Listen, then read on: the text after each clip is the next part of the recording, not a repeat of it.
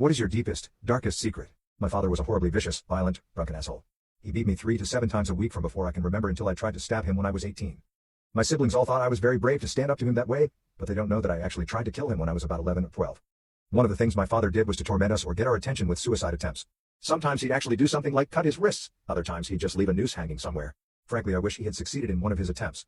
One time, after giving me a particularly vicious beating, he passed out drunk. This was old hat, he was dead to the world, and I knew it. So I went into his closet, got his shotgun, loaded it, took it into the room where he was sleeping, aimed it right at his head and pulled the trigger. Click. I checked the safety. It was off. I went back into the closet, changed out the shells, figuring I had a dud. Then went back into his bedroom and tried again. Click. 3 times I tried and 3 times it misfired. So I unloaded it, put everything away nice and neat and went about my juvenile business. It wasn't until many years later that I found out that my mother, in an effort to make sure my father didn't kill himself or any of us, had her brother remove the firing pin from the shotgun. I've never told anyone about this until now. What did the weird kid at your school that made them weird? Let me tell you about Mill. Mill would freak out if anyone said the word werewolf, would carry around a suitcase as a backpack, would constantly talk about his pet lizard and would always obsess over one of the girls at our school. The girl he was obsessing over this time was a girl named Jess, and this incident solidified his title as the weird kid. I was in math class one day. I distinctly remember it was the first class of the day and I had to take a piss. So I get up to go to the bathroom, and as I was walking up to the bathroom door I started smelling something weird. I went to a public school, so this wasn't out of the ordinary, but I could smell it from down the hall, so that made it more weird. As I got closer to the bathroom I figured out it was definitely shit, so I was preparing myself for something crazy like diarrhea in the urinal, which had happened in our school before, but I couldn't have prepared myself for what it actually was. Mill had taken 2 handfuls of his shit and was smearing them on the wall in the shape of a heart that had a very detailed depiction of Jess's school photo in the middle, that he was drawing with his fingers. This was at like 8:30 in the morning, just as a reminder. As I walked in he didn't even turn to me at first. I just stood there for about 15 seconds figuring out what was going on. In that time Mill finished his portrait and he turned around. We made eye contact and he grabbed his suitcase, hands still covered in shit, and scurried out. But unfortunately for Mill, a hall monitor happened to catch him running through the halls and Mill was caught brown-handed. I believe he got sent to a psyche ward or art school after that, but we didn't see him again. Though Mill's legend never died, as he was from then on referred to as the Poop Picasso. Lawyers, what was your oh shit moment in court? Yesterday I concluded a particularly difficult murder trial, wherein I was tasked with representing the defendant. My main defense was to create suspicion amongst the jury that my client wasn't the one who did it. Things weren't going well as I didn't have much concrete evidence, so knowing that I was likely going to lose the case, for my closing argument I paused and looked at my watch before proclaiming that the victim would walk through the courtroom door within a minute. The full panel of jurors directed their attention to the door, waiting to see if someone was going to come in. Unfortunately, no one came through the doorway, as anticipated. I then addressed them and stated that they must have possessed a reasonable level of doubt about my client's guilt due to the fact that they were all waiting for the victim to make an appearance at the door. They seemed to receive my message reasonably well with a few nods here and there, so I thought I had got somewhere. That was it. That was my closing argument, and even with my lasting impression the jury came back with a guilty verdict. I asked the jury afterwards what had convinced them of the defendant's guilt. Granted, they all looked at the door. They all looked at each other. Then this one woman named Gruder chimed up and said while everyone else was looking at the door, "I noticed that one person wasn't who I asked." "Your client," she replied. "What is the weirdest thing your parents caught you doing as a teen?" I was a really weird kid. In school I would always get sent to the principals for doing impulsive random shit and was diagnosed with severe attention deficit hyperactivity disorder. This one night I remember being really bored because my parents took away my electronics for getting in trouble at school. So I was just lying on my bed, then I had the brilliant idea to see if I could lick my wall in a straight line from lying down all the way to the ceiling by using a chair. I left my door all the way open because it was late at night and I didn't think anyone was awake. I proceeded to get my chair and went to work. I tried and failed a couple times until I had just got on my chair to try and complete the line up to the ceiling. As I almost got to the top, I looked to the left and saw my dad staring at me in the hallway. He yells, "Yo honey, come here, look what our weird ass kid is doing." For some reason I stayed with my tongue attached to the wall wanting my mom to be filled in, I guess. As she came around the corner they both started dying laughing, which made me fall off the chair onto my ass and biting my tongue pretty hard. My mom came to help me up but I told her to leave. I was really determined to make that straight line of saliva up my wall, which after they left I proceeded to do. I still don't know why I had the urge to do that. That was a weird night. What grossed you out so much in a relationship that you just left?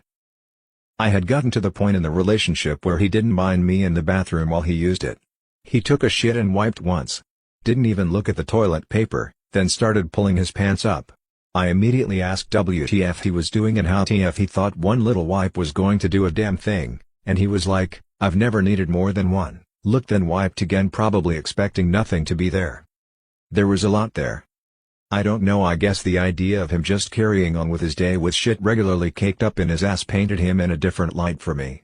Wasn't ever able to reignite the attraction. Probably should have been a person-sized pile of garbage in his room that made me reconsider, but I had further limits than most, I suppose.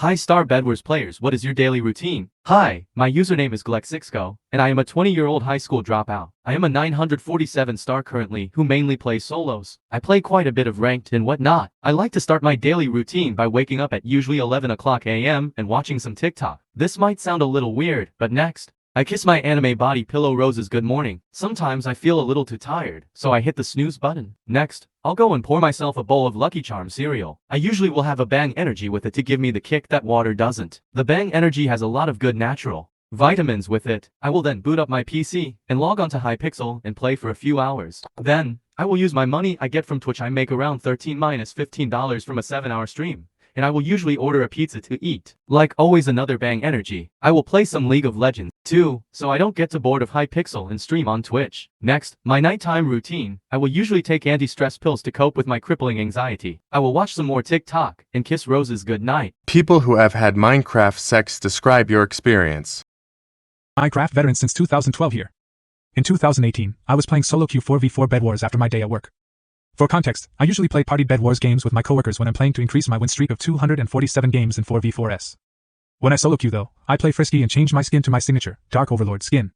In the pregame lobby, a player with a cute girl skin named FireHannah93 was crouching and backing into me a bit too much.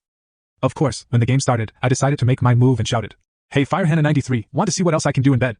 That's when I got the party invite from them. I was warped straight into housing and the jigging commenced. Exhilarating, exciting, and bombastic. That's how I would describe it.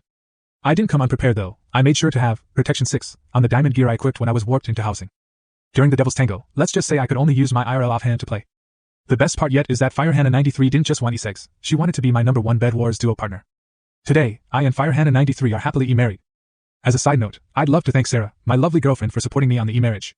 Have you ever experienced true love through Minecraft? If so, tell your story. Listen up, Reddit fam, because I've got a true tale that will leave you questioning the boundaries of love in the virtual realm of Bed Wars. It all started innocently enough, with me 31M just trying to improve my PvP skills through the blocky world of Bed Wars. Little did I realize this would be the greatest decision I have ever made. One fateful day, while defending my bed from merciless attackers, I encountered her through the random matchmaking that is doubles Bed Wars. She was a force to be reckoned with, swiftly obliterating any opposition in her path. Our eyes met across our base every time I collected diamonds for her. We had won our first game playing together, and as our teamwork was immaculate when we fought side by side. Our love grew amidst the pixelated explosions and frantic clicks every day, as we played together for hours and hours day after day.